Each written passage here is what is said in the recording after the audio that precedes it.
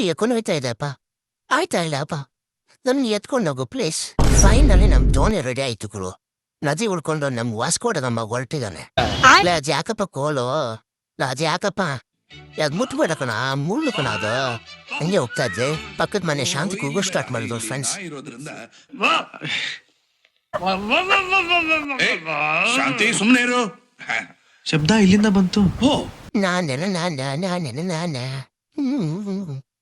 ಗುಂಡಿ ಎಕ್ಕೊಂಡು ಹೋಯ್ತಾ ಇದ್ದಪ್ಪ. ಆಯ್ತಾ ಇಲ್ಲಪ್ಪ, ನನ್ನ ಎತ್ಕೊಂಡೋಗು ಪ್ಲೀಸ್ ಅಂತ ಹೇಳದ್ಮೇಲೆ ಒಂದ್ ಆಟ ಹೇಳ್ಕೊಡ್ತೀನಿ ಬಾ ಅಂತ ಕರೆದೆ. ಕಾ ಕಾ ಕಾಗೆ ಹಾಡ್ಕೊಂಡೋಗೆ ಕಾ ಕಾ ಕಾ ಕಾ. ಅಯ್ಯಪ್ಪ, ಅಂತೂ ನದಿಗ್ ಬಂದ್ವಿ ಫ್ರೆಂಡ್ಸ್. ಈಗ ಬೋಟ್ ತೇಲುತ್ತಾ ಮುಳುಗತ್ತಾ ಅದ್ರ ಮೇಲೆ ವಾಪಸ್ ಹೋಗ್ತೀವೋ ಇಲ್ವೋ ಅನ್ನೋದು ಡಿಪೆಂಡ್ ಆಗುತ್ತೆ ಫ್ರೆಂಡ್ಸ್. ಯಾಕಂದ್ರೆ ಇವನು ಆಟ ಮಾಡಕ್ ಸ್ಟಾರ್ಟ್ ಮಾಡಿದ್ರೆ ನಿಜವಾದ ಬೋಟ್ ಕೊಡ್ಸೋ ತನಕ ಬಿಡಲ್ಲ, ಅದಂತೂ ಫಿಕ್ಸ್. ಅಪ್ಪಿ, ಇದು ಯಾವ್ದೋ ಫ್ಲಾಶ್ ಬ್ಯಾಕ್ ರೆಬಲ್ ತರ ಅಂಬರೀಶ್ದು ಹಳೇದು ಅಕ್ಕಿಲ್ಲ ಬೆಳೆ ಇಲ್ಲ ಚಕ್ರ ಕತೆ ಇದಂಗಿದೆಯಲ್ಲಪ್ಪಿ.